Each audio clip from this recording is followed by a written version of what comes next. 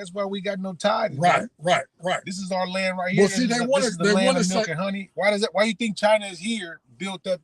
Every city in America got a Chinatown. Yeah, exactly. They don't got that in Africa. They there now doing more work for the minerals and different things. But they don't got no towns. What it is though is they have the construction workers and all that, all their resources to build things coming to Africa while they strip the continent of natural resources so that they can build telephones, computers, PlayStations, and all those different things, which take cobalt and all those other natural resources that are plentiful in Africa. There's just certain things in Africa that other parts of the world just don't have. They don't have. And to make this new technology go, they need the resources in Africa.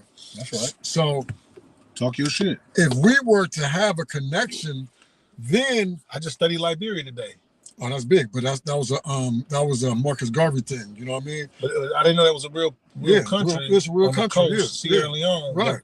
When you look it up, it says African American. Yeah, because we went over there and started that. I didn't know. I didn't know that. Man, I'm thinking that's like all them towns. I got a hope, man. I'm thinking all them towns that they talk about. I'm thinking that was a part of Marcus Garvey's Back to Africa program.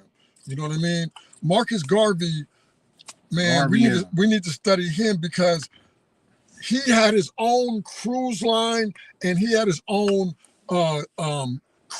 freight ships. You know, the cargo ships that you see. They got a picture of the ship and a picture of American flag, which was crazy. Right. A black man owned that. There's no black man that owns that today. Understand? Crazy. That's $1 billion entity that this man owned back in the 1900s. You know what I mean? Phenomenal. Yeah, he was a phenomenal man.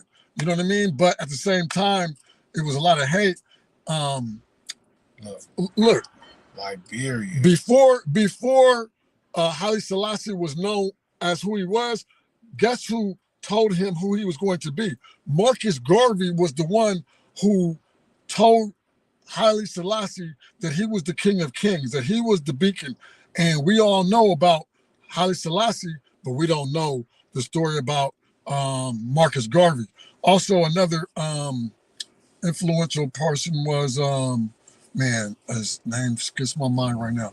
We're going to go through all that, though. You know what I mean? But back to Chinatown, it's just the influence of China is why these Chinatowns throughout America thrive. Because not only do they have the money coming from China, they also have the money that's owed to China coming into their neighborhood. So they get all the grants, they get all the pleasantries that African Americans should be getting, but we don't stick together and we don't know how to support one another. So when you don't support one another, they're not messing with you because you don't have enough numbers to quantify why we need to give you some money. Whereas the Chinese, it doesn't matter what's going on with the Hop Sings and the Wap Tongs or whatever the Asian gangs are. Yeah. When it comes to this money, they're going to all line up in a single file line. You wouldn't know there's any division, but there's plenty of division. It's just that they don't put it publicly because they know whenever you divide, that's less numbers and that's going to be less money that we're going to be able to get. They never lost their elders. Never. I mean, there's drugs everywhere. They was on opium. It was crazy. They still are. There's opium dens all around here. But they didn't lose their elders. No, but because their elders aren't pushed to the side. Their elders hold the wisdom and the stories of the generations before them.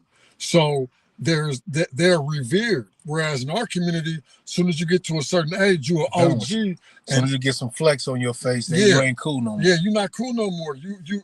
We don't see no value in you because exactly hip hop is youthful. It was always a youthful revolution. It was before even the hip hop. No, I'm just saying hip hop. That drives it. I'm going to our economics. Right. Our economics, which is the biggest thing we got right now that still supersedes everything we talk about, is hip hop. Right. And we always at the forefront of that. We don't own it. Right.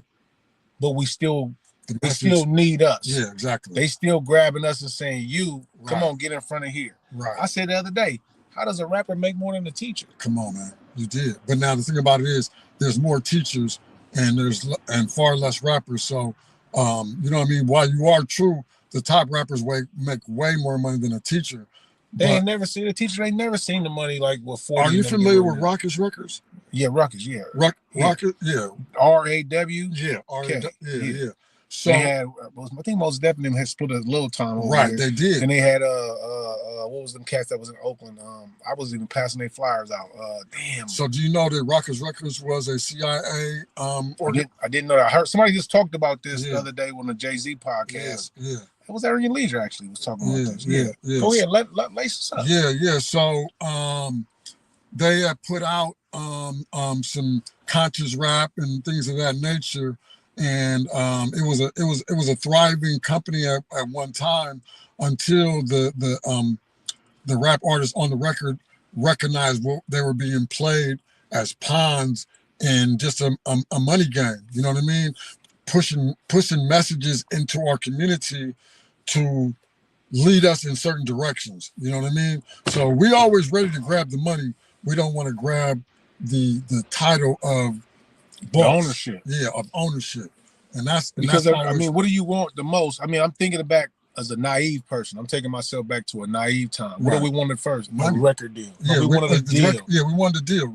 So many people. I was on 42nd Ave in New York in prime time 2000. Yeah. Me, Dennis Williams, E. Daniels, everybody from Frisco. We went to go play ball, but I went out there and seen them rappers out there. My boy Shells.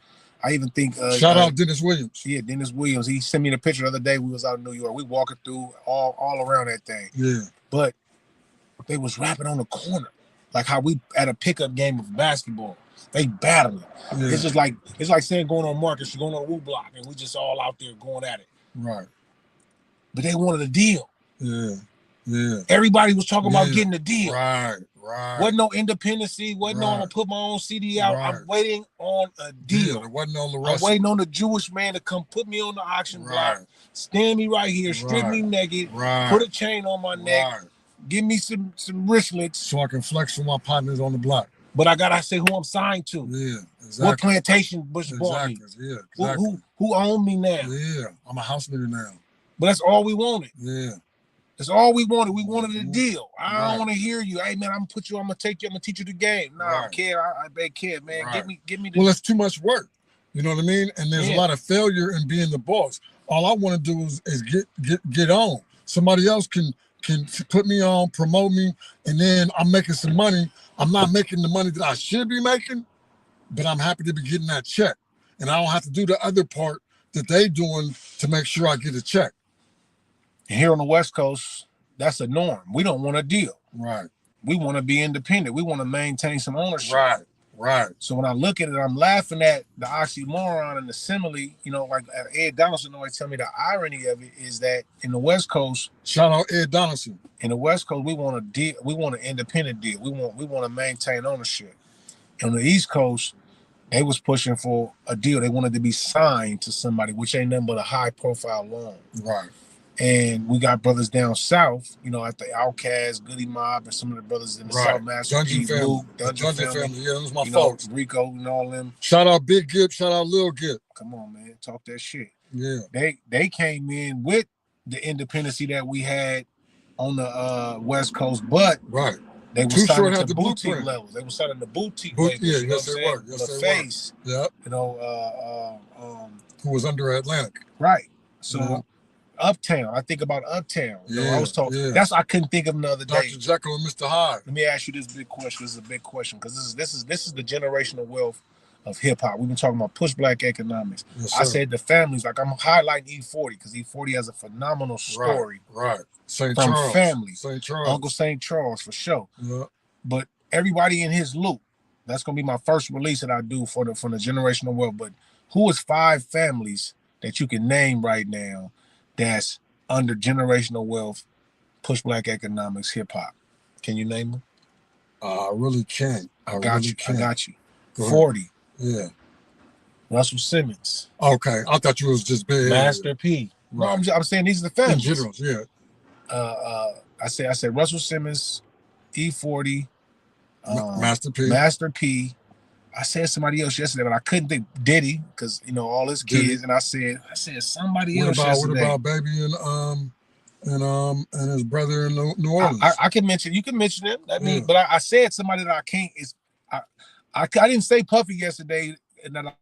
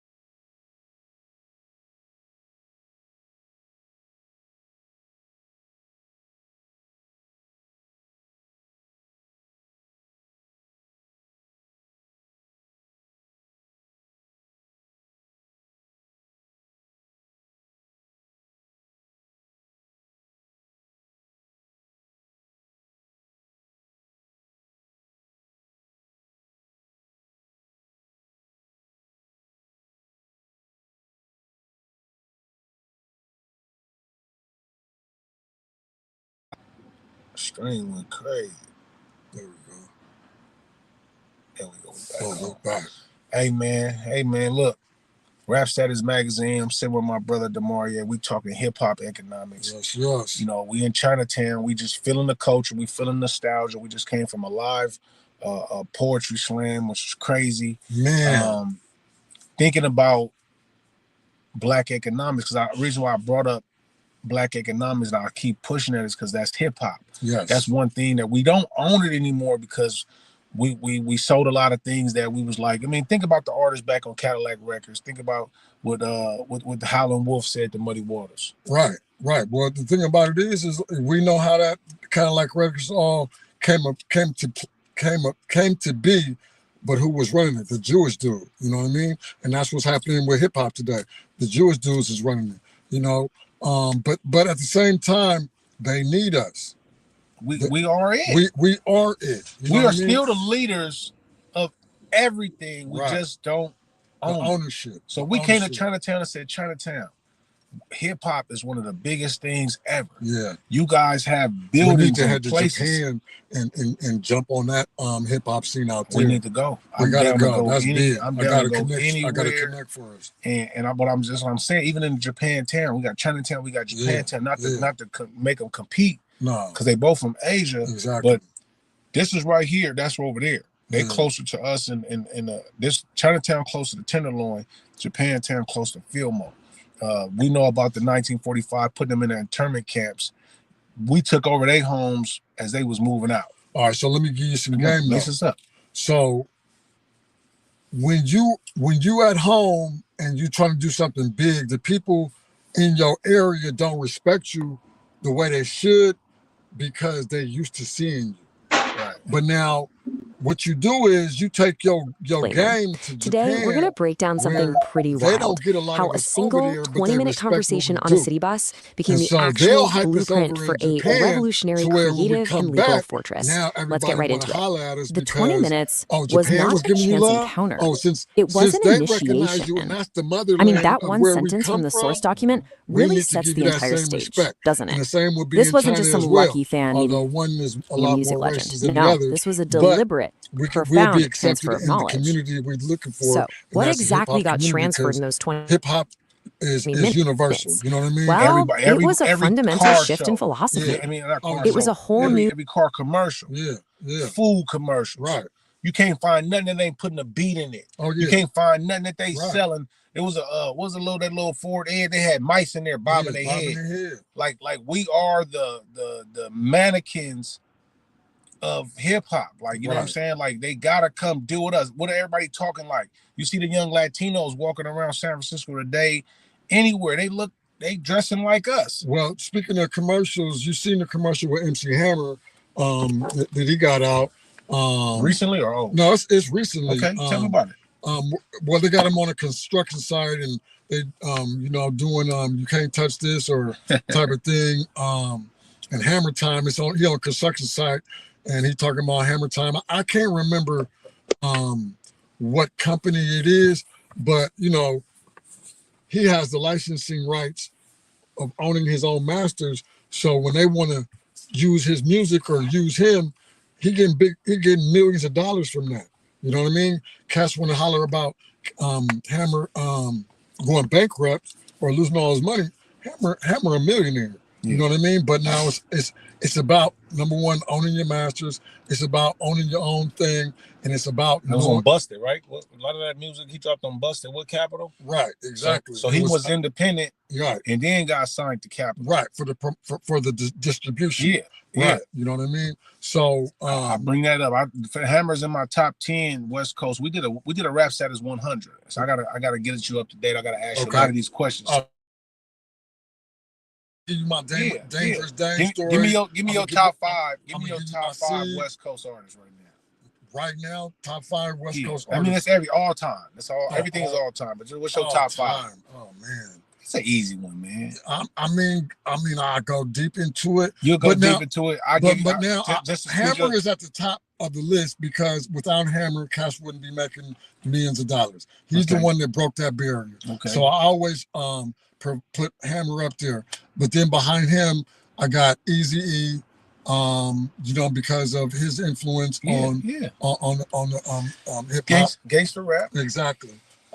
Too Short is I've been following Too Short since the early '80s. Like, actually, I found out about Too Short in '79. That's when he came out. Yeah, 79.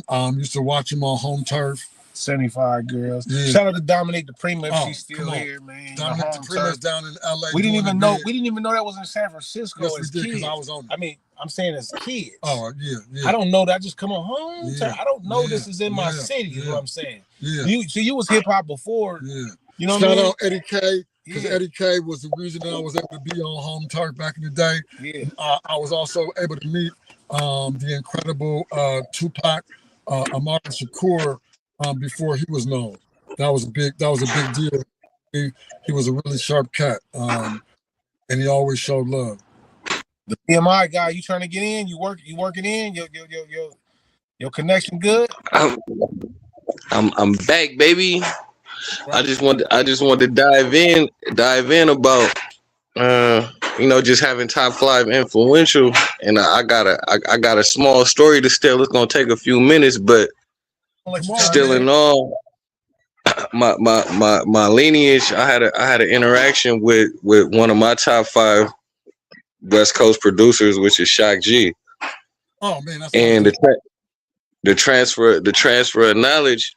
You feel me? Like, I had a conversation with him as he was on a 38 bus going downtown, trench coat, afro, in the back of the 38, taco meat out. I'm like, bro, you look like Sack G. He like, I am. I'm like, what you doing on the bus? He like, man, my Benz parked in the avenues in the garage. I'm just going downtown, do some shopping. I'm like, okay, well, that makes sense. You know what I'm saying? We get to shooting and shit. He like, I'm on tour. I need a drummer.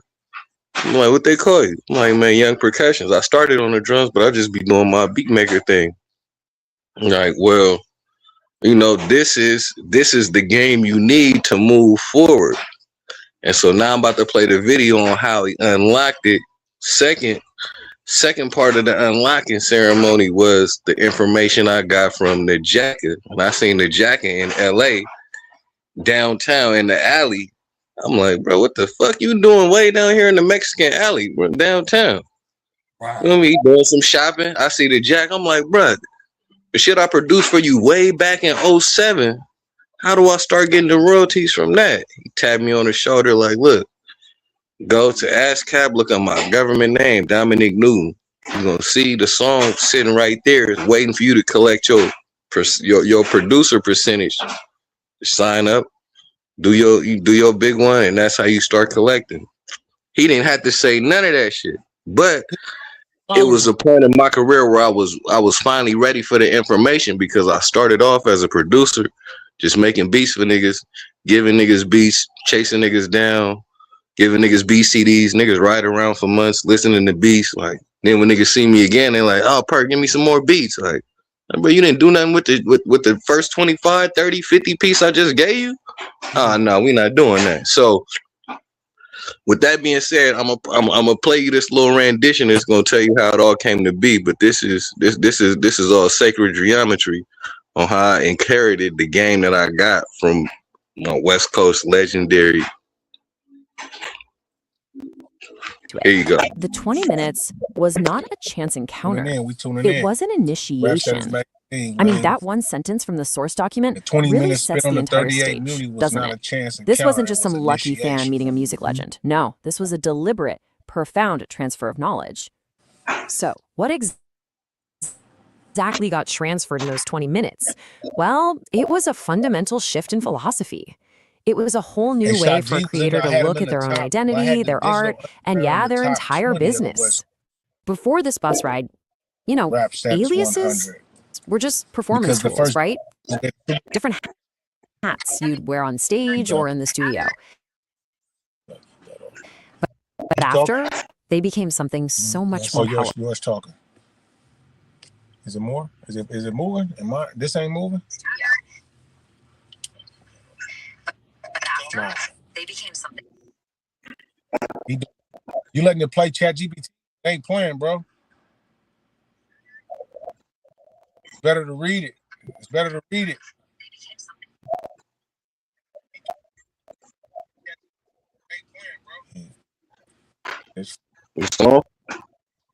We can see only that first page.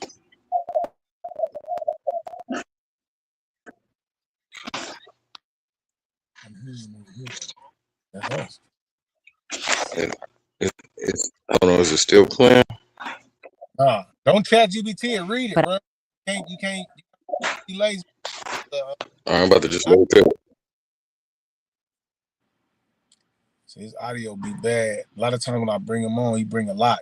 And it's like, you got to do a little bit with these because we just working with the phones. And not just because we're working with the phones, your internet got to be solid. Yeah.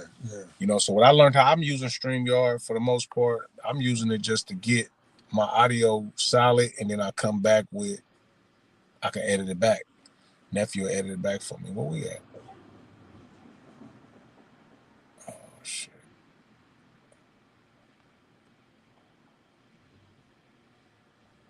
Come on, man. It might be us too. It's the Wi-Fi. Let me see.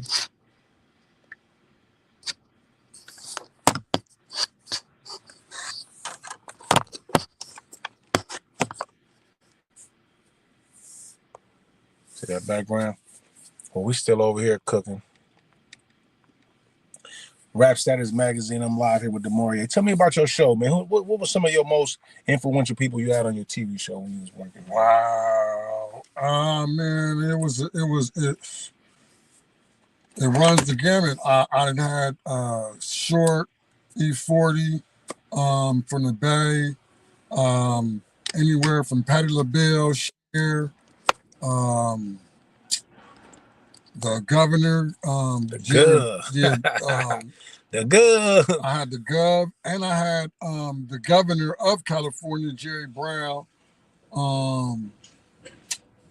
I mean, it's just so many, you know. I had Ned on there. Kugna was on my show, where he came to the house and we chopped up some real life information that we felt it was better that we didn't put on the air just because of the subject matter that was discussed. And that was like 2 weeks before he passed away. So yeah, that right there is an emotional interview. But yeah, there's not too many people during the time I was doing my show that I didn't touch bases with, just because it wasn't about money. It was a labor of love, just like you.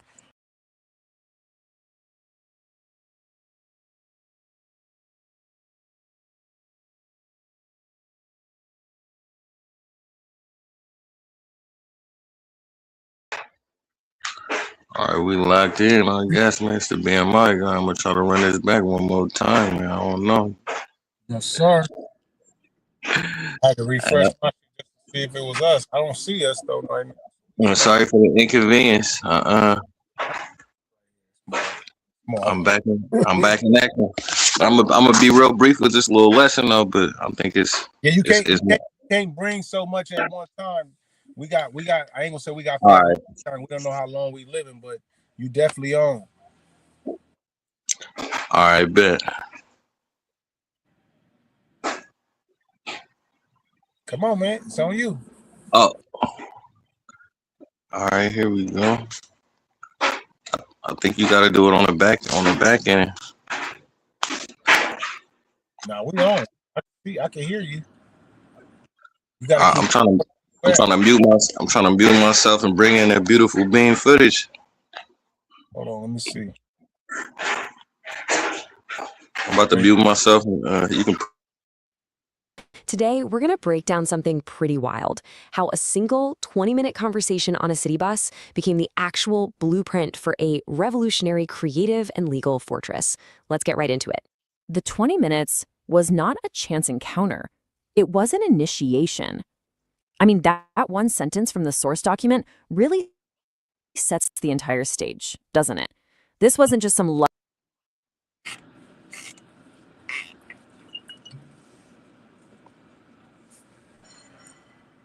going crazy on the stream.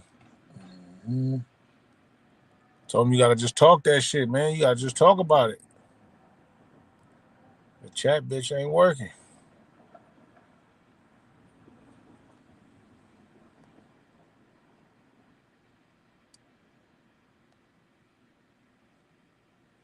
chat bitch ain't working.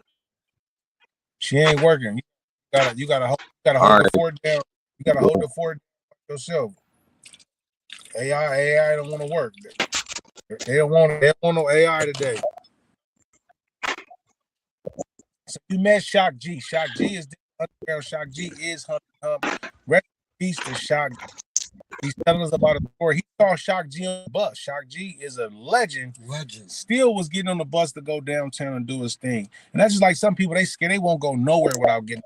I will hop on a walk, train, taxi, because it's like once you are confident and cool with yourself, you're not worried about how others view you. You know what I'm saying? Yeah. You're not like looking at somebody and saying, "What's going on with Kev? Man, I seen him walking. Yeah. Gotti was over there walking over there. They called me a monk. Jamil called me a shaman because I'm out in the woods just meditating and just doing my thing because I feel like instead of going into a building trying to find God, I know that a man made that building and God made trees, mountains, water, get with the grass. Nature. You know what I'm saying? That's where you're gonna find. That's where you find peace and serenity. Right.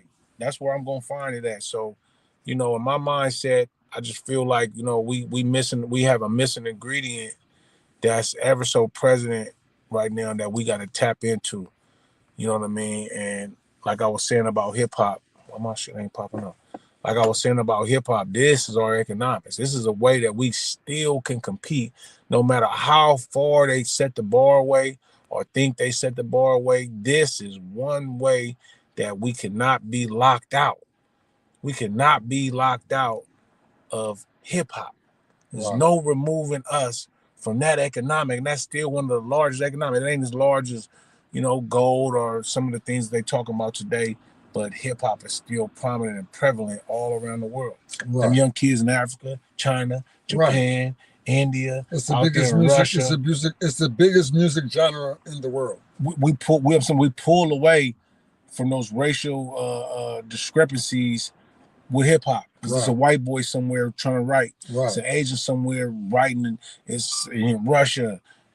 India, Istanbul. You know what I'm saying? Cambodia. They still want to be like us, even with ties to whatever. You come down here in Chinatown, whatever young cats here, if you had a chance to talk to them when they was on the basketball court, we can go in there and talk hip hop.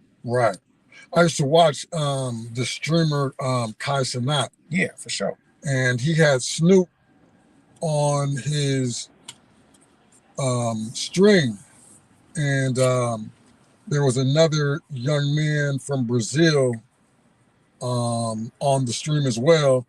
And they got into a freestyle. So the Brazilian dude caught a vibe. He came to speak English.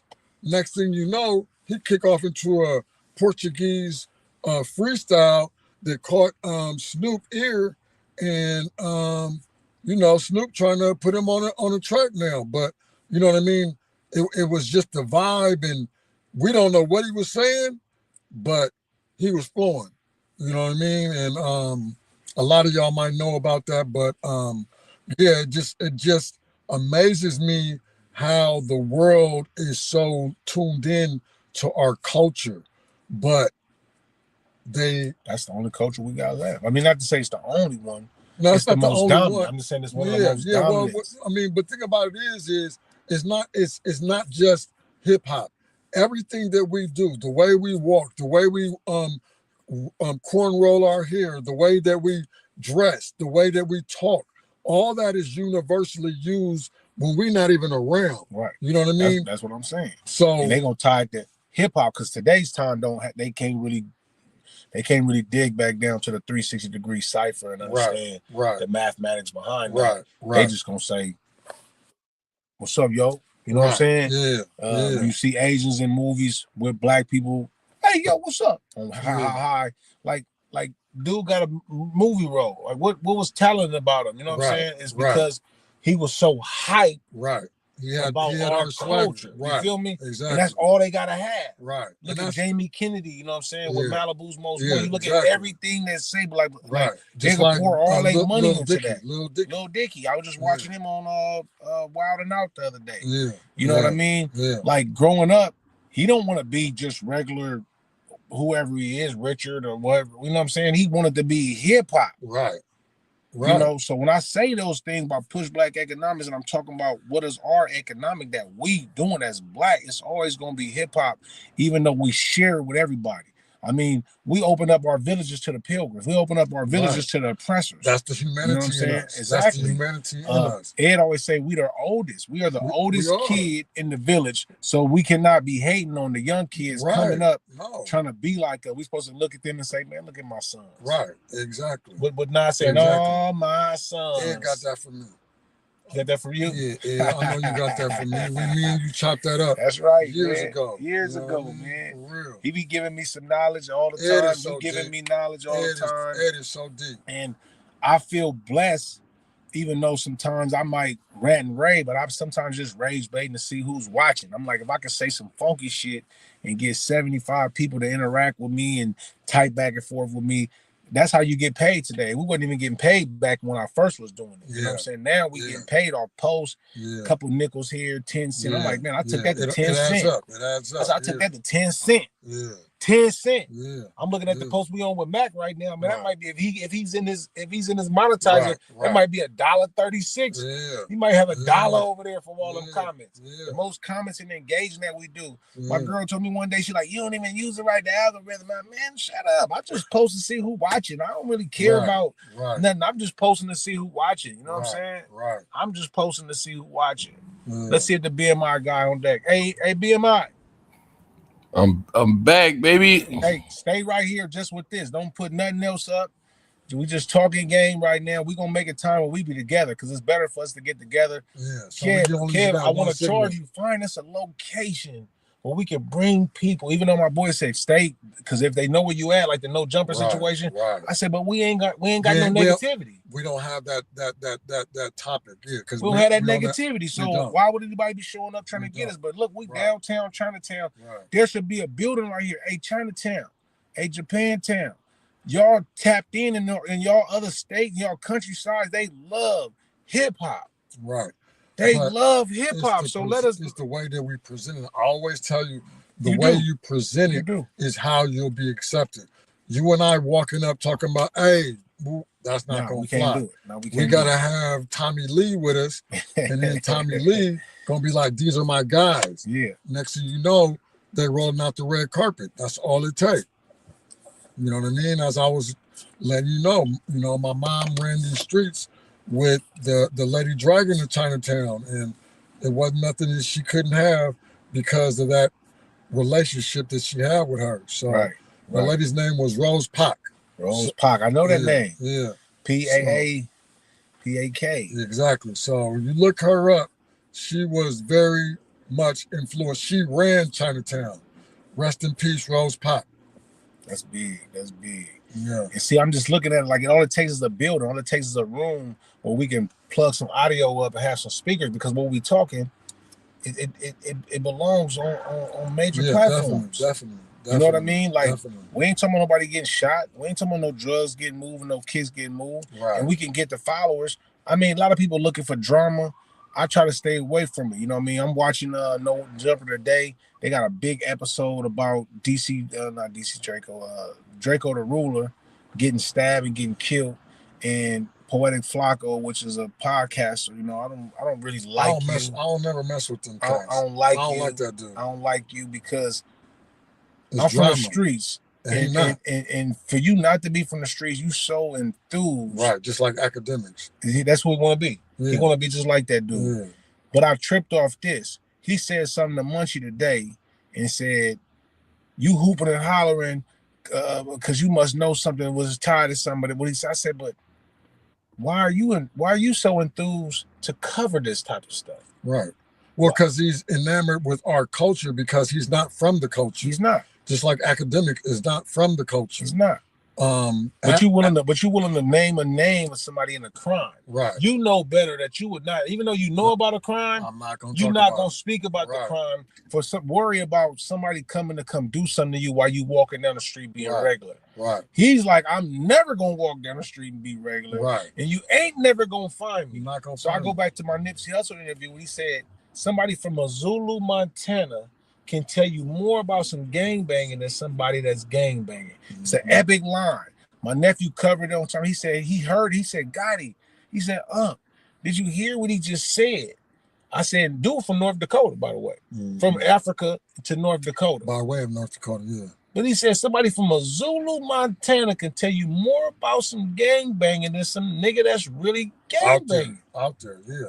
You know, because he's studying it while he's living it. But he also like you limited because you don't got no time to go study nothing when you banging. You don't. You in the zone. You living it. You living it. You're not studying nothing. You're not looking at your craft. You trying to survive this day. Today. Yeah. So a couple of dudes then jumped on there talking about, bro, I'm a rapper. The little cat from Hoover jumped on there and said, man, look, bro, I'm a rapper, bro. I'm not with none of that, bro. Can you stop mentioning stuff that you think I did? Right.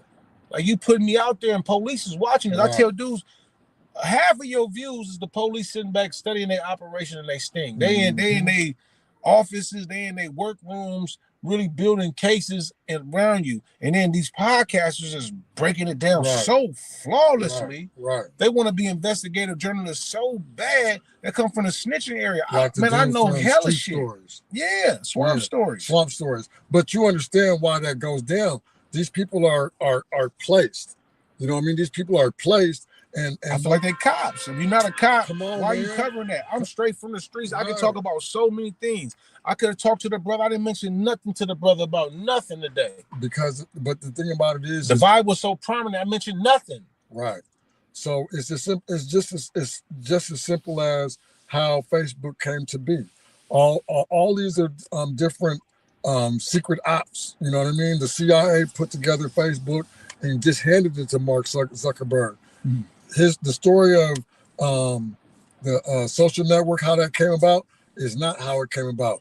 You know what I mean? Those two twins who claimed to have invented the software before. Was it Hoffenberger? Yeah, something like that. Yeah, but you know, they went and made something too. What did they make? I forgot what they came up with. They went and made something. Was it what's that one? Pinterest? Might be. I'm not sure. I can't remember. They went and made something else. They made something else. They got something. They balls off of. There was always they were they came from a millionaire family, then won hundreds of millions from Zuckerberg behind Facebook, and then they spent off of Facebook and created their own thing that is doing real big to this day. Me and you gotta get with some of the other brothers. I'm only working with elite people. I mean, one thing about me, the connections that God bring me, I just wish I can get these guys to not come in, infiltrate me. Is that you is looking to collab? I know, I fuck with them. Yeah. So, you know, I fuck with them already because Big Drama started that. Is that you? Is that you? Legend, veteran, you know what I'm saying? Veteran, not the clothing line. No. Exactly. I was with Drama. His favorite line was, "Is that you?" Yeah. And it probably wouldn't have been spelled the way they spelled it. It would have been, "Is that with a D? Yeah. Chew. Yeah. Is that you, baby? Hey, baby, is that you? Yeah. Is that you?" We always love Big Drama. Yes, you know what I mean. I help conduct a lot of things in hip hop that they can't take from me, but I'm not on the Empire Wall. I said to myself, man, if I die, you know, look what I said. If I die, they forget about me. I wouldn't even be here. On, bro. If you passed away right now, it wouldn't be no DeMario 69. Not at all. Wouldn't be nothing about your TV show, none of the things you did, nothing that you pioneered. You was with the school district. You just said you was with Oakland School District. If you found any memorabilia of that and we really revisit that this is what we did and say, look, we want to come be in the classroom because these kids love hip hop. Right. Let's bring hip hop to the classroom today. Mm-hmm. Because back then you probably had to censor it a little bit because it was like, what I mean by that, you couldn't just walk in and be like, boom, boom, boom. We had to come in, like you say, properly. Today, hip hop is through the roof. Yeah. We ain't got to sugarcoat nothing today. The reason that my show was so raw is because they allowed me to be raw. Right. I wasn't, you know, of course I wasn't going to be What channel was that? It was channel 13 and then it moved to channel 28. But I wasn't going to be disrespectful. But they just let me be me. Definitely. And I was pushed by the school district board members because they liked. You got to revisit that, man. Yeah. You need a letter. You got a letter on that shit. Any of your documentation because we can walk back. My boy got all the videotape. What do you need to tape? You got any boy, letters? Shut up. shout out to Ramesses Head. He's the inventor of Go Dumb USA. Okay. He also produced High Side. So those were the old the videos back in the 2010s of cats doing donuts and the sideshows. Sideways. Yeah, Sideways. My boy Yapazoo and all them. Yeah, exactly. I went to high school with them. Man, shout out to Yap. Shout out to Yap. That's my boy. He still Yapazoo got my... and Nakuma. Man, Yap still got my interview. The Zaza Boys. The Zaza Boys, their last name. I did an interview with Slick Rick, and Yap was the one who did the camera for me. And I still never got a copy of that interview. Yap, it's been 30 plus years, bro.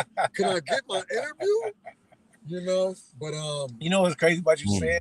When I first seen them doing that, they had cameras and I didn't have one, right? Yeah, he had a Canon. I know, but they had cameras. Yeah. I didn't have a camera. Right. I was working with J Love, Eddie Langford, and them on Higher Ground. Oh, TV. shout out Eddie Langford. That's my man. I used to be up at the studio with him. Comcast Alameda, over there man. in Alameda, man. That's I never dude. got to see my shows, but I did hella drops.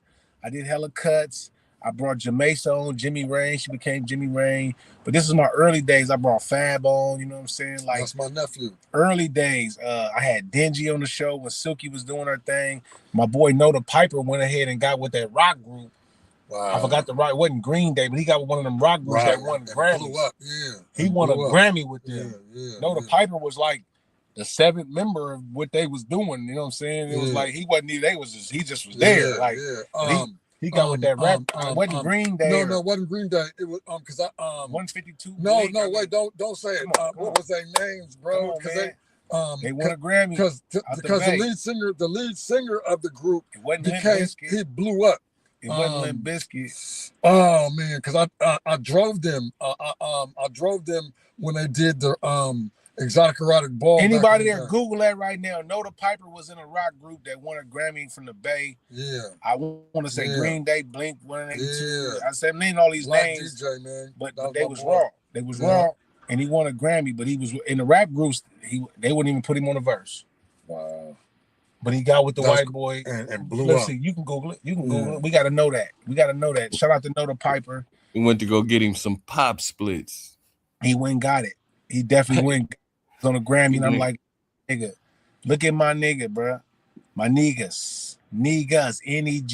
See, the thing about the word nigga when they hear it, they spelt it wrong, so you can think it negative. But the word Negus means king. How do you spell Noda Piper? KNO. Space the Piper was in a rock group or alternative music group that won a Grammy. I don't know their name. This is Rap Status Magazine, man. We got the BMI guy, man. Tell us a little bit about your publishing while we looking this up. Tell us about the publishing game, man. Production game. You worked with the Jacka. I remember when Fab showed up at the youth center, we got Sharon Hewitt, rest in peace, while she was still alive. We got a nice moment with the video, but right there, Fab seen you and he was like, Perk, like niggas know you, bro. You had the production, you had the dope beats before you damn near was soulful before Kanye, bro.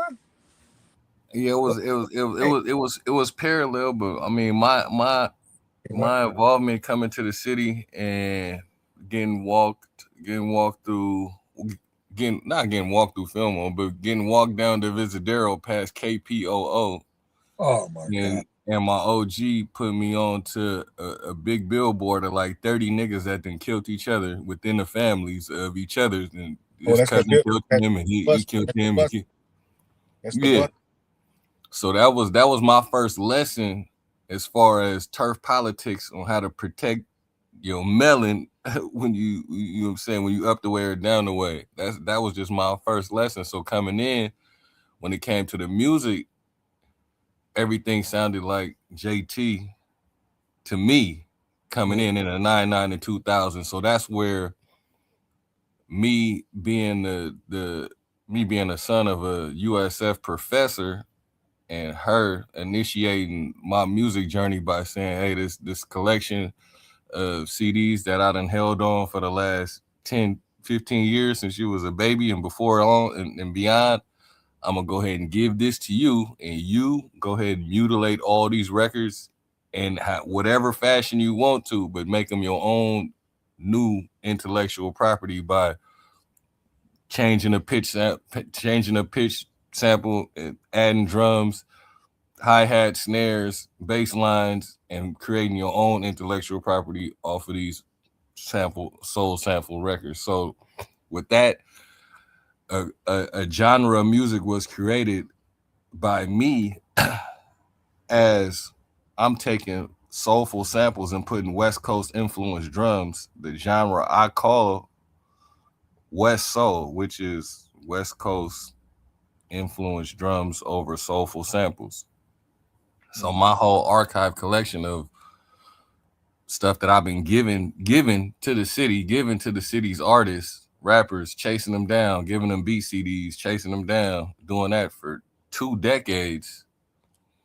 I done made a few hits out of that, but ultimately now I'm positioning myself to double back on the San Francisco Arts Commission and let them put them on notice that the art that I've been creating in this city for the last 20 years is legendary, and this is why. Right. This is where I came from. This the lineage I come from. This where I was initiated. You feel me? From a doctoral degree down to legendary West Coast producers and artists. You feel me? All these initiations and all of these tools that I got, that I carry. Now I'm positioning myself to archive, because I've been hoarding my beats for over 2 decades, just hoarding them, holding on to them. Niggas ain't rap to them back in the 99 and 2000. I'm just holding on to the instrumental for my kids, and I'm putting out instrumental beat tapes, and them is collecting royalties. So what I'm trying to position myself to do is, by having all of this music, having over 1,800 original compositions and works I done created, I'm positioning those ISRC codes, which is my intellectual property, positioning those to become now negotiable instruments, because all of those is accounts receivable. Every ISRC code is an account receivable. All it does is accumulate and receive royalties for the rest of your life. So with that hard information, if my ISRC code is owned by my trust, then it now can become a negotiable instrument that can be backed by my own banking, meaning I can borrow money against my future royalties. What in the public eye, that's what everybody is doing as far as selling their catalog and sold it for 30 years. They just selling the copyright, the copyright to the actual content or material. Wow. for a limited amount of time. And so copyrights revert back to you after 35 years.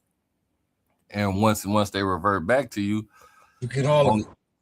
You get everything. But within that 35-year mark, you still have the ability as the copyrights holder to still continue to license out that material, instrumental, acapella, audio clips, anything, media, digital, that's your intellectual property. You have the right to license it, continue issuing out compulsory licenses for people to use your content, even if it's just, you know, a voice memo off your iPhone.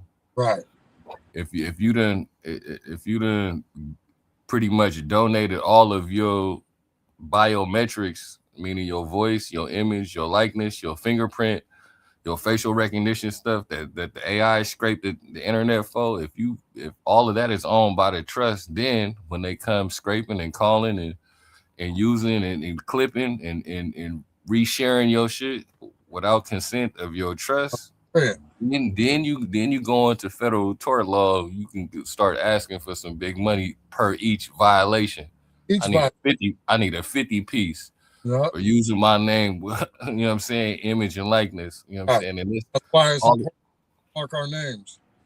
Yeah, I mean, all of this stems from me looking at the Patti LaBelle lesson in our economics, because if you look at what she did with the pie could have been trash. Could have been trash, but before the pie was made, sampled, and picked out that this the one that's gonna represent my brand. Her name was licensed, her signature was licensed, her face was licensed, all on cardboard.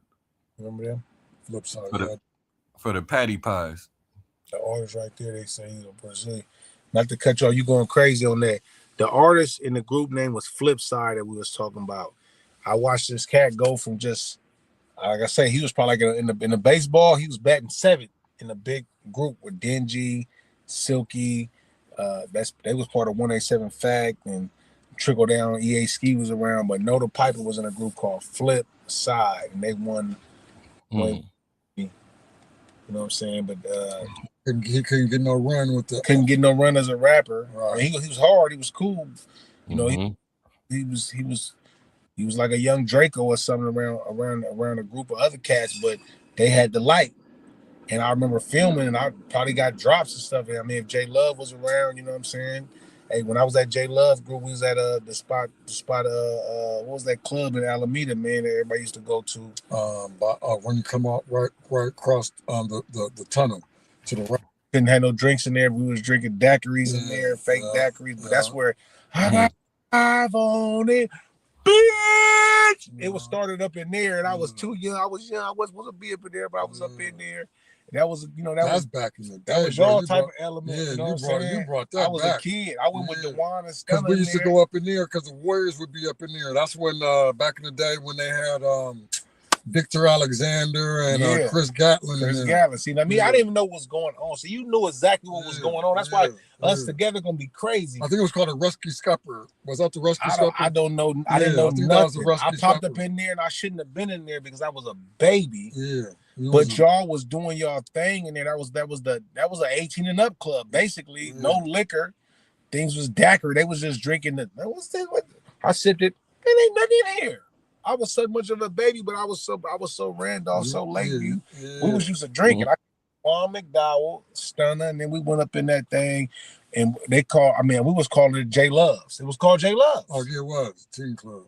The cat that I ended up doing the show with, Howard Grant, it was his club, J Loves. And that shit was just epic, like Bay Area shit early. Like we really, the Bay Area, so we had home turf. We've had, we didn't have Teen Summit. We had the Omega's Boys Club. They was going to the Potrero Hill Neighborhood Center and doing stuff and breaking, strutting and all that was phenomenal. I saw that episode where it was Brookfield coming to the Fillmore taking that car, strutting, pop locking. San Jose was tuned in. But we had shows that I didn't know where none of these clubs or what the name of these places was. It just popped up and it just was live. I've always been mesmerized by Bay Area hip hop because, one, I seen Kugner doing it, but before I seen Kugner, I knew the Supermax. I knew Nicolius Hooker and D'Artagnan, you know what I'm saying? Out of Quarter Hill. They was doing their thing, and I remember that. I remember the Strutters and the Pop Lockers and Breakers doing their thing. I was a kid because of who my daddy was. I'm in the show. I'm on his neck. I'm inside of Precita Park, you know what I'm saying, with big hip-hop battlegrounds and strutting. They going hard. Filipinos, Mexicans, blacks, like just hit. Yeah, that was going on. Going crazy, you know what I'm saying? So I've always feel like I'm a child of hip hop. So I said that's our economics to tell those stories. What is the other one called? Turf Wars, you know what I'm saying? Shout out to my brother Kamalo and Auntie Sherlita, you know what I'm saying? Sherlita Holmes. We had real hip hop that we made the West Coast so big. Hammer, you know, Too Short, like he said, in 79. I was born in that year. Not to give y'all my age, but you heard it just now. I was born when Too Short was doing 75 Girl. He was really just fresh. He went to Luther Burbank, bro. You know, he talked that Oakland shit, but he said he came to San Francisco out of Atlanta first. He went from LA to Atlanta, Louisiana. Then he came to San Francisco, moved back to LA, and when he came back, mama lived in Oakland. Like that's come on, man. So a lot of y'all be trying to like exclude San Francisco. This is the epicenter of that. This is baby New York. This is real. You know what I'm saying? Gotham City. This is real triathlon big shit. Yuck from Frisco. Yeah, come on, man. I know Gerald. It's my cousin, man. He married my cousin Katrina, R.I.P. Gerald Ellis, man, the baby. That's my boy, man. Like, people don't like, but I'm saying they'll leave here and go where the rapulation in stores now. Yeah. They will go with what's accepted. Right. See, coming from San Francisco with us having a rainbow coalition out here, nobody want to do this but Cool Nut word on his back. Right. And didn't give a fuck. Right. Beat your ass. Right. You know what I'm saying? You seen Mac Dre, like we told the people. I said just recently, I put the pictures. I'm on Avengers right now. I showed a picture of Mac Dre with no dreads. My little cousin, see, he ain't my little cousin. He's shorter than me. He older than me, but he hitting it. He hitting it. Mac Dre jumped the road. We had Hot August Nights. He jumped the road with the root beer cutty out of like what's my boy from the Kung Fu show? Remember how the Kung Fu show had that portal? David Carradine. Oh yeah. Remember how he was in that portal? He just come out of nowhere. He walking through the desert. We in the middle of Hot August Nights. The brother where did he come from? Why did he stop and fuck with us? Right. I got a picture of a fucking, but I had a Walgreens disposable camera. KIU talks about it a lot. You wasn't there, Big Baby talks about the episode a lot. I was Mac Dre just got out, and the music people had a convention in Jack London, and Mac Dre pre dreads and everything. You know what I mean? What's the year? He wasn't even Thiz. What's the year? I want to say it's like 98. 98 for sure. Wasn't no Thiz in 98. Yeah. But Thiz comes from Thizzle. Yeah. A lot of people don't talk about it. San Francisco create that word, man. A thug thizzle. I'm doing my thizzle. You doing your thizzle? I'm doing my thizzle. We're thizzling. You know what I'm saying? It became a lot of different things. We took thing and turned it into thizzle. You know, I'm on a thizzle. What's up? What you doing? I'm on thizzle. Oh man, I'm thizzling. I'm thizzle. On my thiz. I'm doing my thizzle. I'm thizzing. You know, before they grabbed it and made it a label. Yeah. And like I said, no disrespect. And like I say, man, people don't like to be corrected. And I'm not correcting anybody. I'm just saying people don't like to be corrected the history of based off something that was my thug thizzle. Yeah. I'm doing my thizzle I'm doing my thug thizzle. Yeah. You know what I'm saying? When Yuck dropped that Abulation, Mac Dre didn't have a Thiz, or there wasn't a Thiz record. They was still Romper Room, and he probably was in jail when he was doing that. Yeah. But it still got bigger. Nothing came bigger than Thiz based on what they was doing. Mac Dre, the Rompilation, when he came out, he's the Rompilation. Yeah. It didn't say Thiz on there. No, it didn't. But Thizzle was a word. It was. I'm doing my Thizzle. Yeah. I got a song. I say I'm on Sizzle, doing my Thizzle. Me and my Nizzles.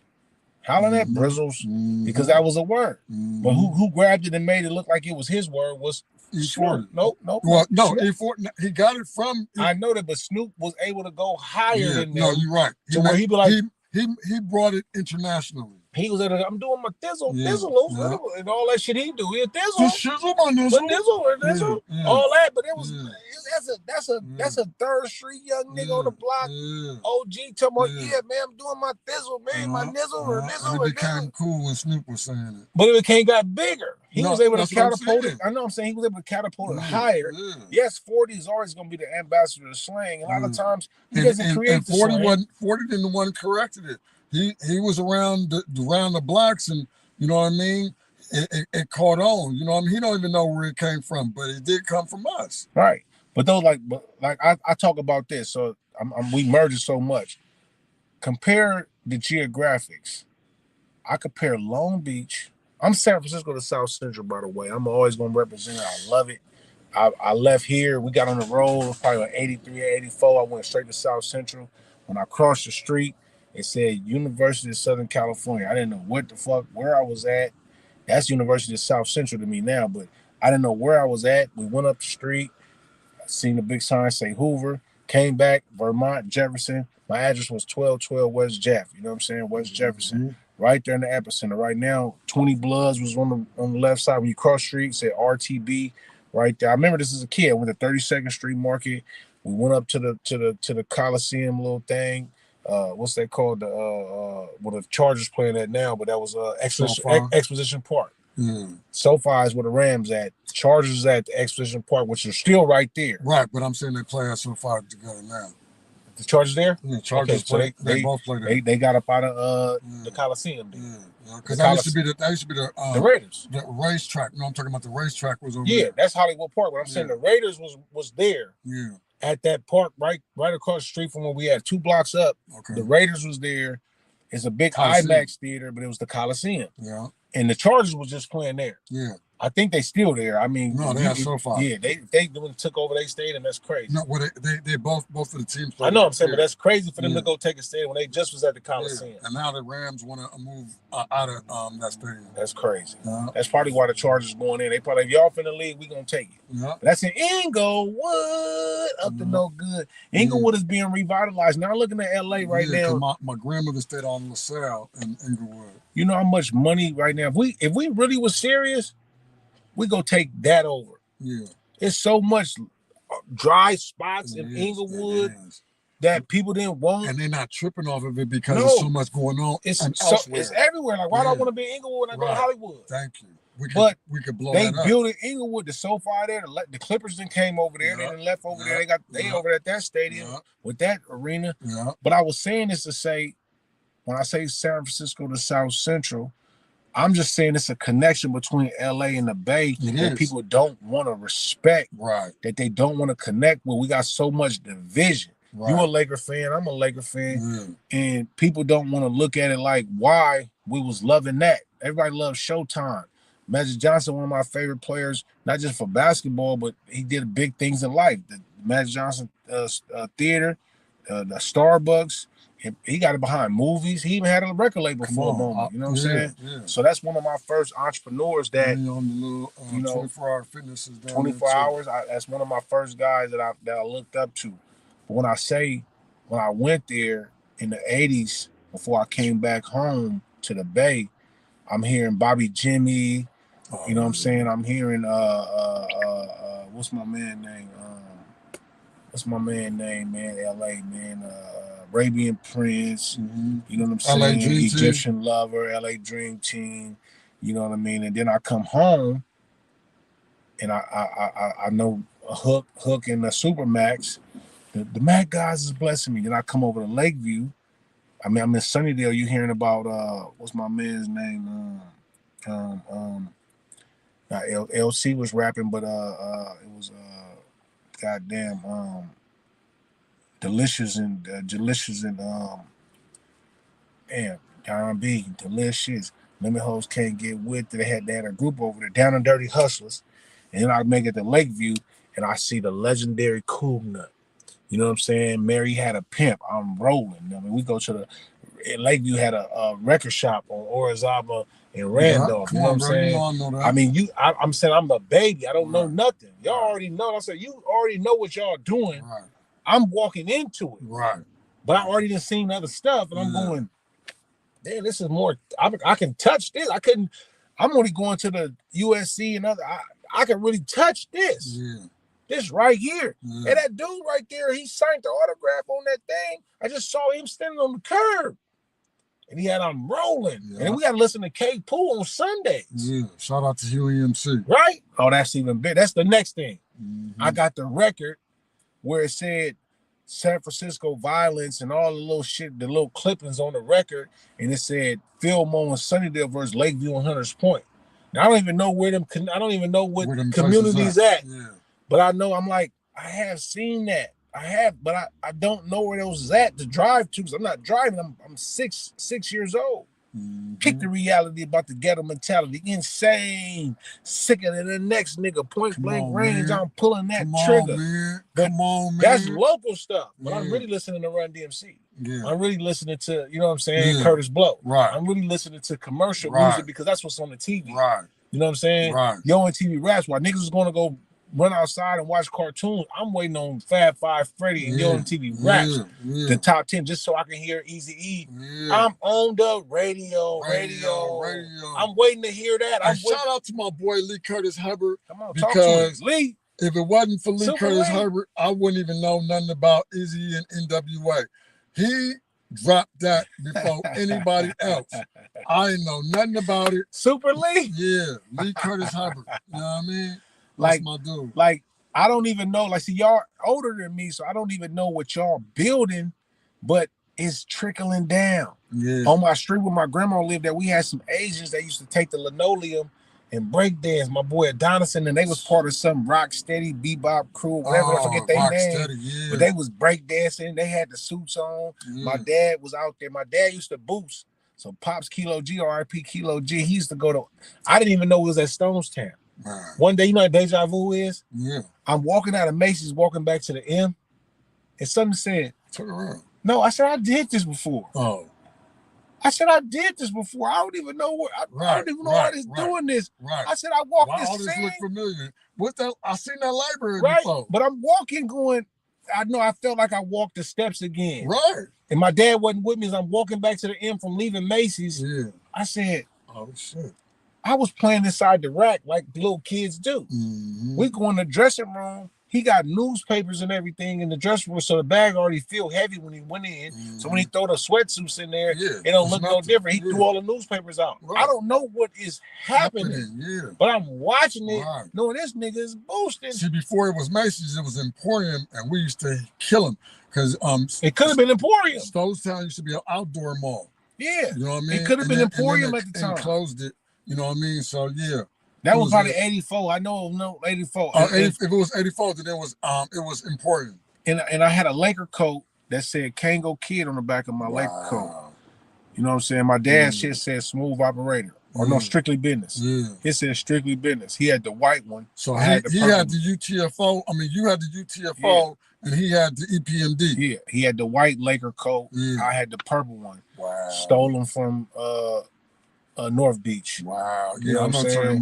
Niggas was boosting, you know what I'm saying? But I didn't know. I was a kid, so I really don't know what it is. But as I recollect, I keep running through my mind. They used to come through and snatch all them jackets, man. As soon as the store open, we killing jackets. We selling them on the street. So I just feel like hip hop. That's what I'm talking about. Push Black economics. We still control the narrative, bro. I feel like the fashion. I call it music, fashion, film. We still control. Our movies are still prevalent today. What's your top 5 movies? Oh, wow. West Coast movies. Top 5 West Coast movies. Fridays. Okay. Fridays. I'm talking about the original one with Chris Tucker. Friday 1. Friday 1. Wow. Minister Society. That's one of mine. Let me think, man. You be Boys in the Hood. Boys in the Hood, yeah, but you know what I mean. It could have been better, but yeah, Boys in the Hood. Yeah. But I mean, it was new to for us. For that time, yeah. We ate it up like cereal. Boys in the Hood. Wow. Another one that you might not even trip off of. 6 Degrees of Separation. Not 6 Degrees of Separation. What's the one with Will Smith and his son? And that was Will Smith portrayed Charles Darnell. Pursuit of Happiness. Pursuit of Happiness. I would have never said that one. That's a great one. Yeah. That's a great one. See how he taking us there? Yeah. And then what else can I come with? Man, West Coast. Oh, Last Black Man in San Francisco. Ooh. Last Black Man in San Francisco. I would have never chose that one for me. And then you gotta it's, tell me why after you finish your 5. You gotta tell me why that one was on there. The reason that's on there is because of what we're discussing right now. Yeah. How I felt like that was like a manifestation for us to be a last black, so I never watched it till later. Yeah. It was probably don't forget about The Grind with Kilo. And The Grind, I got it right here. But I would have never said that. Mine is Colors, Training Day, Minister Society, Boys in the Hood. They go to Grind right here, man. For y'all that don't know, The Grind is right in your face. I ain't never even seen it, so I can't put that on there. You know, my nephew ain't plug me with it. There's only one copy, and we about to. I'm fucking asshole. I'm looking for a transfer to take some of these DVDs. I got my originals in here. I got the point. You got to transfer them and get them digital. Exactly, but you got to keep these right here in the vault. It's in the vault. I mean? One of these young cats came up to me the other day, not the other day, but about a couple of years ago. I used to mentor him while I was working in juvenile hall, and he went to the ranch. Jamelvin Woodrich. He seen me. He said, "Hold on," and he went and got this. I didn't have it no more. Okay, so then the last one is with my guy, He made a movie with this brother named Spike Lee, Kevin Sucker Epps. Free.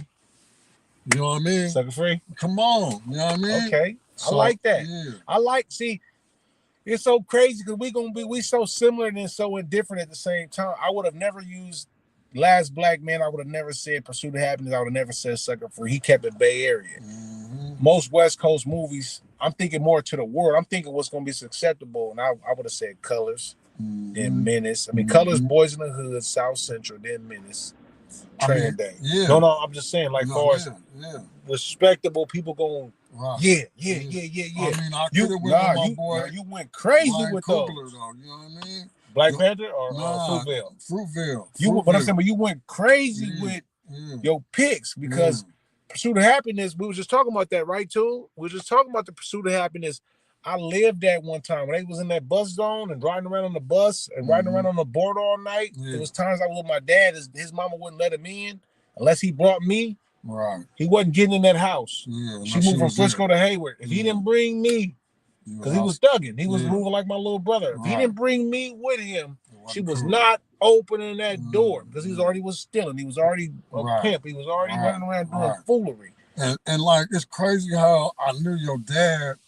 And that connects because I was a young cat, and like I said, I'll just be on my little solo crib looking for something to do in the view, and and see your dad, and I'll be like, look at this ill ass nigga. Nigga got nunchucks, man. This nigga climbing the balconies and doing but he on top of a fence, doing the nunchucks. Yeah, like. I'm like, oh, this nigga is nobody to play with. Cat and off, man. You know what I mean? Because I'll throw a rock at a nigga in a quick minute and duck off. You know what I mean? Yeah. And he looking around, but I'm like, oh, this nigga gonna find me and he will fuck me up. So Ninja Stars. Niggas the little pick. We used to come down here with our karate shoes on. Yeah, the little slippers. You know what I'm saying? Niggas had karate shoes on. We had turf. Yeah. How you said it's like the Wu-Tang. See, I didn't know the Wu-Tang wasn't out yet. Nah, but how they really was in touch with their karate culture. You know what I'm saying? I met. It was Redman and Method Man had just released their first collab album, and they was at T.Y. Uzi's and East Mall doing like meet and greet. Well, didn't nobody know who they was, so there wasn't nobody messing with them. Right. But I knew who they was, right. So I went up in there and Redman first. So I went over to see Meth first because like. I'm like, oh shit, Method Man is here, and it was Capadonna with him too. Capadonna. But at the time, Capadonna wasn't, he wasn't big. He wasn't big. He wasn't even, affiliated really yet. Nope. So I went up to Method Man, and I gave him a handshake, and his hands was cut up from messing with stars and stuff, and he snatched his hand away from me and was looking at it like, oh shit. I'm like, what the fuck? He's like, bro, I'm doing the stars. My hands is cut up. He's like, don't trip, but like. He wanted to react in a certain type of way, and I was like, oh, and I spent off of him, and when I spent off of him, I seen Redman at the cash register with tall dude who ran T.Y. Uzi's. Yeah. And so I was like, oh snap, it's Redman. So I went over there and hollered at him. Next thing you know, he busting a freestyle in my ear.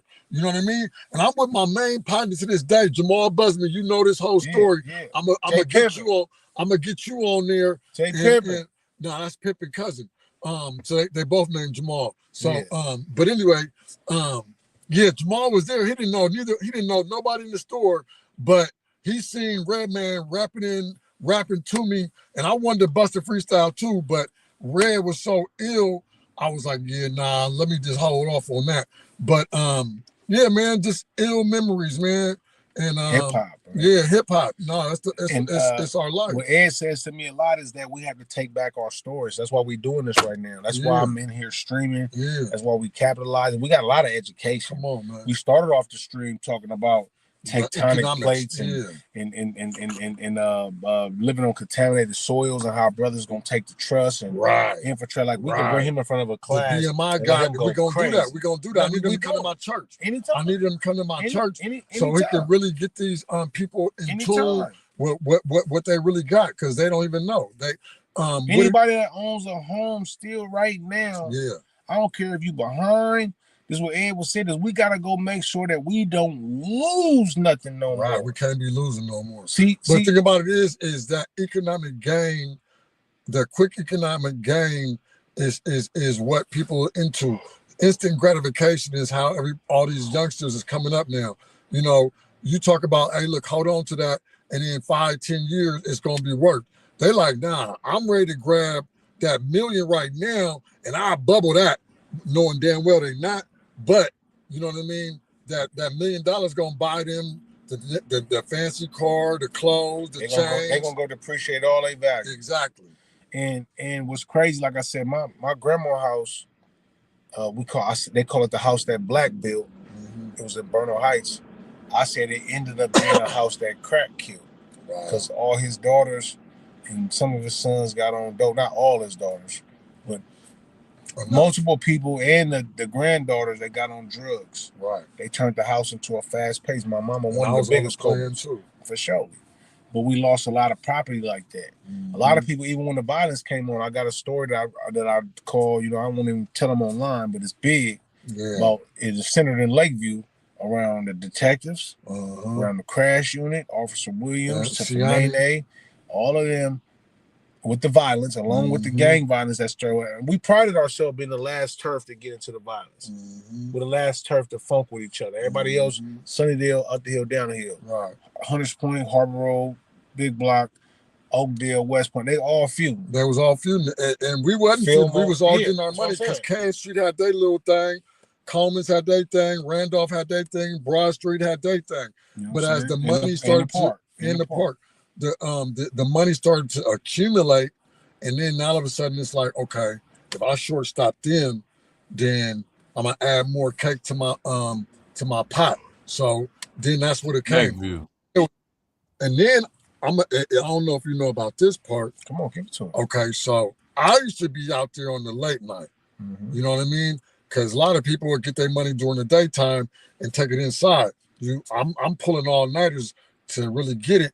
But it was one cat to where if you was around the park at a certain period of night, you knew you had to take it in, because it was his block at that particular time. You know? Matlock?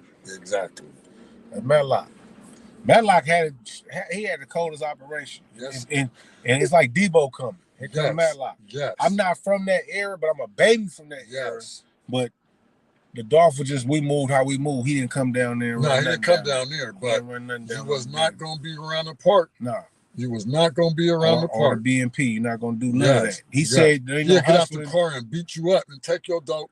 And a lot of OGs try to do that. Jada Bob was running around my era, making sure he was taking your sack. Yeah. You know what I'm saying?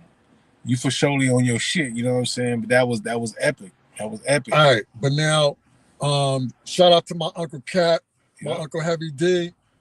Cat, you still owe me at least an ounce, because you sold me 50 rock for 200.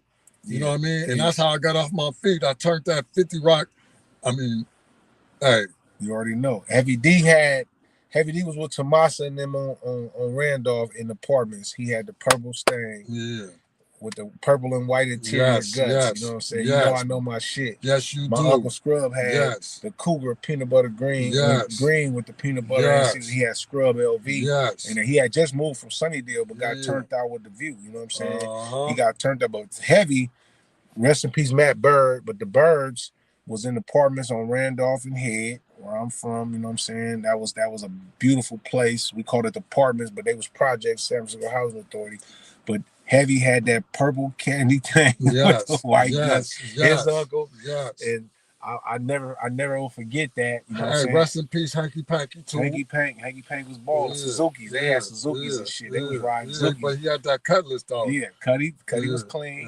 You know what I'm saying? Cougar was a fool for the Cougar. They say he never got the Cougar. No, he never. I had the 69 RX-7, the purple one. Come on, y'all know. Y'all know. For real. You know what I mean? For real. Hey, DeMar, you ain't talking this shit. Yeah. There was a lot of balling. That was the dope game. And see, we saw that was economics in the dope game, and we kind of left our traditional values and said, well, shit, this is a way of making money. So we got into it. They had movies back in the days. What, the Crack House with Jim Brown. Mm-hmm. What came after that? Damn, Claudine. But I'm saying, what was the crack movie that made us? They put movies that made us think that was the way out. Yeah. King of New York. Yeah, King of New York. Yeah. When you seen Larry Fishburne shooting the tanks and all that dope and all that blow and all that, we was done.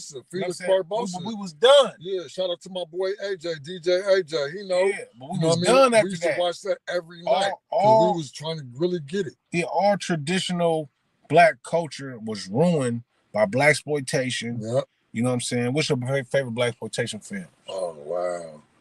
Top five. Okay. We're gonna start with the Mac. The Mac. Golden. Yeah. Then we're gonna go with Bay Area. Yeah. Then we're gonna move on with my man Ron O'Neal. Superfly. Come on, Superfly. Truck Turner. Come on, Truck Turner. That's number 3. Then my boy, he was a pimp, but he was a J.D. Walker. J.D. Walker, bro. Come on, man. Yeah. Kilo G, thank you, man. Uncle June, my Uncle June Hamlin. Yeah. Uncle June Hamlin was balling.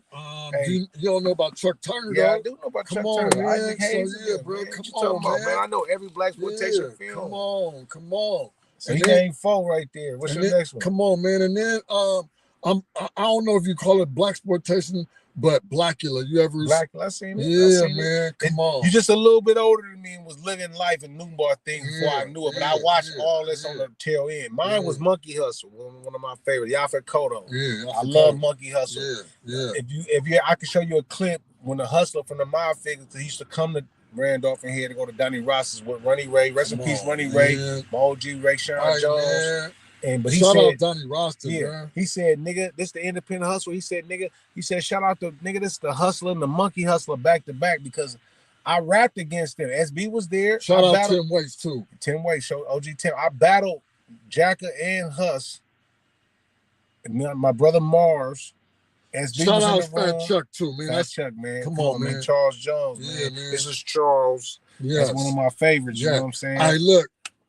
Coach Adams, Charlie Brown. I used to hate it, but when we was little kids, I always had the glasses, and Fat Chuck gave me the nickname Mr. Peabody. You know what I mean? Hey, shout out to Fat Chuck. That's coach. That's my coach. They're my coaches. Yeah. Charlie Brown, Fat Chuck, CB, and Cool Nut. Outside of my family infrastructure, men. CB could ball.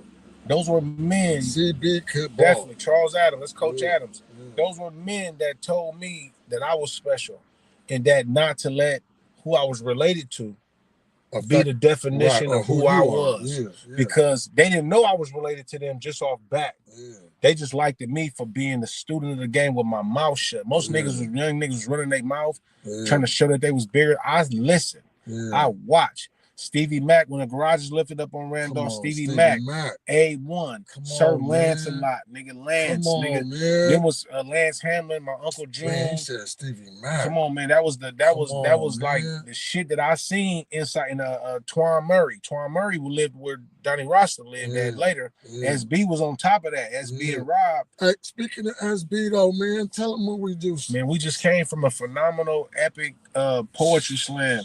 ASB, man, you know, put it down. We haven't seen each other in a while, but I've always looked up to you because, again, when you came down those steps, skipped down those steps, Rob and SB is like Lee and the older brother on B Street to me. Okay. Right there in those projects, I saw more hip hop in Lakeview, Randolph Academy. I saw more hip hop over there with the M Stop record shop. Cool Nut and Ballhead rapping on the church steps, SB being Lee, his brother being the older one, you know what I'm saying? SB took my brother Stunner and they was moving around just like, it was like B Street. Yep. It was foggy, it was misty, so how New York looked cold on that show, like the snow and all that. We didn't have no snow, but we had fog. So it was always cold and bitter and niggas had coats and the apple hats with the, you know what I'm saying, with the sleeves down. What's my nigga name? what I want from my first Christmas. What was that show with them little hats? What's them hats called? The old school Fat Albert hats. You know what I'm saying? With the I know what you're talking about. With the flip up. I know what you're talking about. The Daniel Boone hats. We all had to have that. But I'm saying that type of shit was in the View. Yeah, we had to have that. You had to have that. They had different type of style. They had coats. Niggas be in Hunters Point with their shirt off. Yeah, we was cold. We had to have, you know what I mean? We had to have the Parkers and all that. We had our own look. Look, and the View was just different, right? Yeah, because we was in Alaska and everybody else was in the flatlands. Yeah, they had some heat. You know what I'm saying? We didn't have that. I seen the Fillmore cats coming over there having shootouts on the bus. They was getting off the M, firing shots. We was kids ducking. I'm like, whoa, what is this going on? A lot of that because Dewan beat somebody up, and they be trying to get retribution coming through the View. Popping off the bus, off the M line, man. You know what I'm saying? I was on a Dolph. I didn't know what was around that Orizaba, and I didn't go past Victoria because the Wick stand was right there, and our corner store was Victoria. I didn't have to go past. We didn't even go to Orizaba store. We went to Victoria, but the M line was right there, and it was live. I'm talking about, like, I just seen Big Den, Fat Den. I just seen nothing but black people getting wads of money. Scrub had a Alhambra bottle. Bro. They went to the ranch. We used to stick a hanger in there and scoop up the money out that thing. But I seen so much money. Lakeview was like money earning Mount Vernon. Shout out Scrub. That shit was like money earned in Mount Vernon because everybody in the hood was getting money. And I got rap songs where I'm rapping about everybody. I'm talking about old school 1985, 86 Lakeview was crazy. Kitty Cat, your other uncle DL, you know what I'm saying? Like they was getting money, nothing but money, and everybody was from a family. You know what I'm saying? I'm gonna chop that thing up with Cat and DL. How they got me, man. Come on, man. We gonna go into that. That's a whole nother story. That's a whole nother that was your learning stripes. That was my learning stripes right there. That was your learning stripes. But you from a family. What's the Levines? Levines and Busbys. You know what I'm saying? The Busbys. That's a family. Thrift Street. You feel me? Like being from that and knowing where you come from is worth more than anything. With the lessons in that is worth more than anything. I seen Swiss and Wes Cravens. I saw, you know what I'm saying? I just seen so much. My nigga, Shaw Dirty, Nigga D, Key Lobis, you know what I'm saying? Like I seen so much. Selsky was young going to the studio. Like Kugner was going to the studio doing the album, but Selsky was a little baby going to do the thing. 13, with the curl. Going to do with the Lakeview kicking it, Frisco kicking his shirts, you know what I'm saying? But I come from another community. I was just watching this. And I loved this so much, I didn't want to go back to my community where I came from. I used to be up at the studio, man. Bankroll Studios right there on Holloway. And I can't remember the cross street, but it was across the street from Selmies. And I used to be, me and Kugner to be going at it playing Tecmo Bowl. You know what I mean? Couldn't nobody mess with Kugner and Tecmo Bowl except for me. What team he played with? He played with, I think it was Chicago. No, the Niners in Chicago. I played with the Giants, New York Giants. So you had my boy Bavaro. What's the other? Was a quarterback? Was Phil Simmons? Phil Simmons a quarterback. You had LT on defense. Yeah. Oh, it was. Who had that one code? I think it was Chicago. Nah, somebody had that code. You could not stop that fucking play. Every team had Bo Jackson went crazy on the Raiders. Bo Jackson, but Mark Bavaro had a curl route that was almost unstoppable. That's what I'm saying. Somebody had a thing you could not. And then Chicago had Willie Gault and Walter Payton. You could not stop them. Jimmy Glenn, you could not stop Chicago. I think Chicago was the ones that had the game on lock. You couldn't stop them. When anybody uses Chicago, you're gonna beat you. I'm gonna use the Niners. I use the Vikings too. I had the Vikings with Chris Jerry Rice, Joe Montana, and Roger Craig. So we were in apartments. We used to pick teams. So you pick your team, and you got to be that stick with your team forever. You can't if everybody got a team, I ended up taking the Vikings. Everybody else had all other teams, so nothing I could do about it. But I said, man, I got good, but like you cannot stop Walter Payton. You cannot stop even if you picked the play that he was about to do.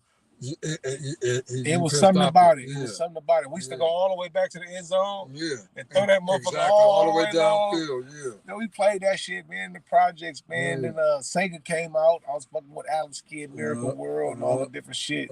But we lived, I wouldn't call it abundantly, but it was abundant project niggas because it was so much money in the hood. Yeah. That somebody from that's selling dope gonna buy you that type of shit. And our village was small. You know what I'm saying? Theo D and them was across the street, nigga. Leo J, nigga, Bug. You remember nigga, what was the Gavin? Remember the Gavin? Nigga, I never made it to those. I heard about all that. I'm younger than you. You know, we can't go to none of that. That's right. You know what I'm saying? You know what we used to do? We used to wake up. We used to go to Lucky's and go get the carts. Oh yeah. And do all that. We was that kind of kid. We went to Lucky's and we went to Mike's on top of the hill and get the go karts and buy go karts and baseball cards. Baseball cards. We had books of baseball cards. We was littler than y'all. We go over the hill. We go to the hobby shop. That's how we get our little bread. We go to Lucky's in the morning from like 9. As soon as Lucky's open to maybe about 1 o'clock. We help people with their groceries to their car for a quarter. Ask them for the change before you can put. Then they made the thing. You go, they fucked it up. Can I get your card? Hey man, how you doing? Can I help you with your groceries? I get your card. We did the Payless was right there. Thrifties was right there. But I'm saying I came from the towers, and I seen my tower niggas over there waiting on the 26. So they wouldn't try to get the bread. And I'm with me, West, RP West, RP Stunner, RP Swoop. We all went up there and they seen it like, oh, Lil Twine, you a turf hopper. I'm with my cousin. Right. I'm still going back to the hood whenever my daddy go. When my daddy go to jail. But I'm internationally known. For sure. But that wasn't cool at the time. But some niggas spotted me out and said, nigga, you a turf hopper. It was Tabidi, Lydell, Kenny. They knew me though. They knew me. I said, them niggas like, you know them niggas? I'm like, they from the towers. See, that we was just coming off of turf hats. Yeah, I had one. My shit, Tommy Fats knocked my turf hat. I had the middle finger on the side, man. I still got my middle finger. Man, they try to cut it off. I didn't let them. Geneva Towers, we was young DGF. I had a middle finger on my shit, Young Twine. I got my shit done at Kaplan's. We gotta go. Kaplan's. Come on, bro. Come on, that's where we get all the wares at. You get your hat done at Kaplan's. Exactly. You stop at Copeland's on the corner on 5th and Market and get your 2 pair of Diodorus or your 2 pair of Reebok boots, and then you slide down to Kaplan's and get your hat made.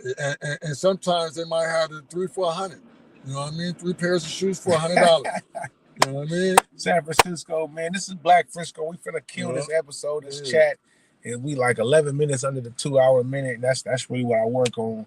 We get a lot of time to cut up. I had a great time, man. It's been beautiful. I did. You know, Master P coming through the city.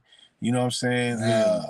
Doing the Ghettos Try to Kill Me. Then the West Coast Bad Boys. Herm doing the compilation. You know what I'm saying? We was talking about musical families. We talking about economics. And we just gave y'all a dose of hip hop. We talking about grand scale from Japan, China, Africa, and we talked about SB's poetry tonight. Yes. And the crazy part about that is, S was had the Killer Squad under his wing for a minute, and I was filming them like a documentary, and you know, we would go show. We did a show with Mess and Furl out in. It was in it was out there in Santa Rosa. We did the show in Santa Rosa, and you know, it was big. Be Legit was on it. It was going down. But anyway, through S, I met Twine.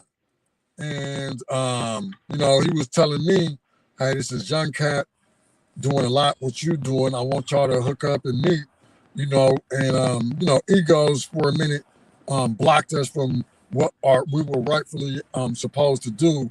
But you know what I mean?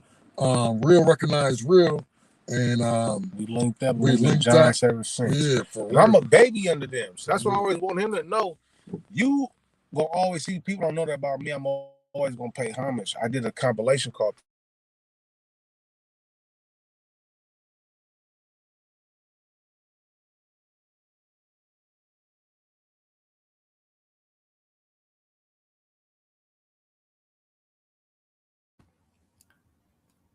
And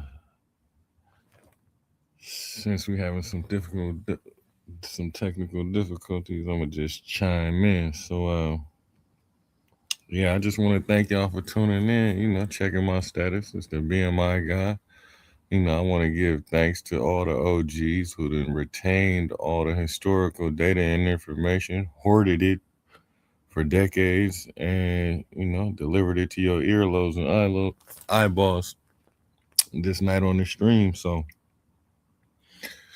mainly, you feel me? Shit, stay sucker free, stay focused, and we as a community, we gotta stay on point and still sharpen steel. We gotta sharpen each other when it comes to this education, this social economic education. You know what I'm saying? Us sharpening each other is the only way we're gonna get to where we're supposed to go in a timely fashion. Other than that, you just standing on the block wasting time. With that being said, everybody who do music with this music shit, what I've always practiced, what I preach. Now I'm going into the private family ministry sector. But I've always practiced what I preach when it comes to having a final destination for every piece of work that you create. You know what I'm saying? It's a process, but having a final destination for all of the music, when you're running in the studio, just putting a verse on something, or running to the studio and putting your money down to record a song with somebody, always have a final destination for that. You know what I'm saying? Because ultimately, like, what are you rapping for? I'm 15 seconds into the rest of your life. Log in, sign up, rapstatus.com. It's the Auto-Tune Specialist, 323-282-7993. What we got coming, Rap Status Magazine, y'all just got to stay tuned. You know what I'm saying? All these issues and topics that we double backing on and interviewing people in the streets on, as we keep building shows and keep collecting different interviews, then we'll have a best of rollout, when it comes to top 5 or, just our peers' opinions on what we doing, how we doing it, where we doing it at. Because me and Twan Gotti, we really twin towering over this city. You know what I'm saying? When it comes to preserving the art, you know what I'm saying, historically, you know what I'm saying? And we definitely a media force that has to be acknowledged. You know what I'm saying? We got to go down in history for the shit that we done did in this city. You know what I'm saying? The art that we done created, the relationships we done mended. You know what I'm saying? The sweat equity we got in surviving and the gentrification. You know what I'm saying? We still here. That should mean something to everybody. You know what I'm saying? We still here. Rest in peace to my OG, Kilo G. Rest in peace, Mike Brown. Rest in peace, Jody Carter. You know what I'm saying? Those 3 men, very influential in the shaping of, you know what I'm saying, where me and Twan Gotti stand, you know what I'm saying, as fathers, you know what I'm saying, as media journalists, as artists, you know what I'm saying, as creators. All of that is all inclusive. You know what I'm saying? So the lessons from those men is what shaped what you see in front of you. And we just trying to make sure that our kids coming up under us and their peers that see them, lean into them for knowledge and information. Make sure that, we as fathers have done our due diligence to stay in our kids' lives, to make sure we didn't displace our kids and move them around the bay just because we couldn't afford some more, tucking our tail, you know what I'm saying, when it comes to really slapping the city in the face and asking for the big money for the shit that we've been doing. You know what I'm saying? Violence prevention, shoot cameras, not guns. You know what I'm saying? We've been doing that for over 2 decades. You know what I'm saying? So, all in all, everybody tuned in, I want to thank y'all. You know what I'm saying? Everybody who has a hand in this podcast is being sustainable. You know what I'm saying? Like, I want to thank everybody who got a hand in making it look how it looked. You know what I'm saying? Bringing the elements, you know what I'm saying? Bringing the information, bringing the insight, bringing the wisdom, bringing the real game.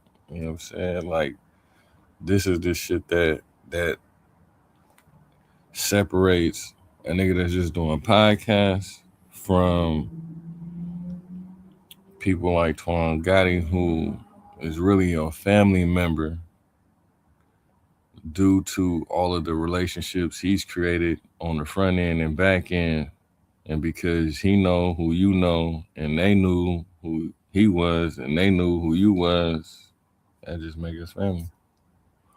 Well, so I'm proud to be in my position here. Rap Status Magazine, DJ The West, investigative journalist, you know what I'm saying, artist, executor,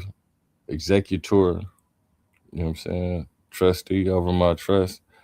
Just trying to give everybody the game that they supposed to have when it comes to having tangible assets that need to be protected, having assets that you actually want to pass down to your children. You know, all that shit matter to me, to real men who making real moves that got real assets to protect in this world. Because all they gonna do is take it, sweep it under the rug, and then put a new face on it, repackage it, put a new face on it. And so with that being said, I'm gonna leave y'all with a little bit of game. It's just my personal philosophy, because we all seeds. Now take this into consideration. Let me cook. We all seeds. And me being in my position, I've watered seeds for 2 decades. Those seeds are supposed to turn into trees and bear fruit. Those trees are supposed to be filled and solid with knowledge and information on how to survive in the weathers that's going to come, that they've seen day after day, week after week, month after month, year after year, decade after decade. The tree trunk, roots, bark, all of that retains the information on how to survive the next season. And so with all of us being seeds that got watered, that grew into trees, that bared fruit,